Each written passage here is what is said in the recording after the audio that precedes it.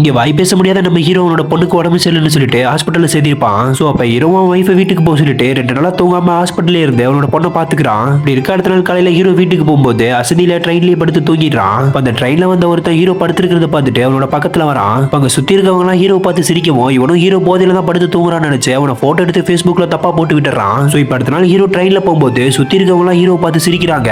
ஆனா ஹீரோக்கு அவங்க எதுக்காக சிரிக்கிறாங்கன்னு கூட தெரியல. இப்படி இருக்கவன் Facebookல போட்ட போட்டோ ட்ரெண்ட் ஆகி நியூஸ்ல வர அளவுக்கு போயிருது.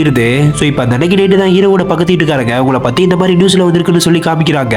இதை பார்த்துட்டு ஹீரோவா அவன் பையன் கிட்ட பேசலாம்னு சொல்லி வருவான். அவன் பையன் உன்னால எனக்கு எவ்வளவு அசிங்க தெரியுமான்னு சொல்லிட்டு ஹீரோ கிட்ட எதுவுமே பேசாம உள்ள போயிடுறான். இப்ப ஹீரோவும் வைஃப் கிட்ட நான் அந்த மாதிரிலாம் பண்ணவே இல்லைன்னு சொல்லி ஃபீல் பண்ணி அழுகவே செஞ்சிடறான். அது மட்டும் இல்லாம ஹீரோ வேலை செய்யற இடத்துல கூட உங்களை மாதிரி ஆளுக்கெல்லாம் வேலை இல்லைன்னு சொல்லி அனுப்பிச்சு வச்சிடறாங்க.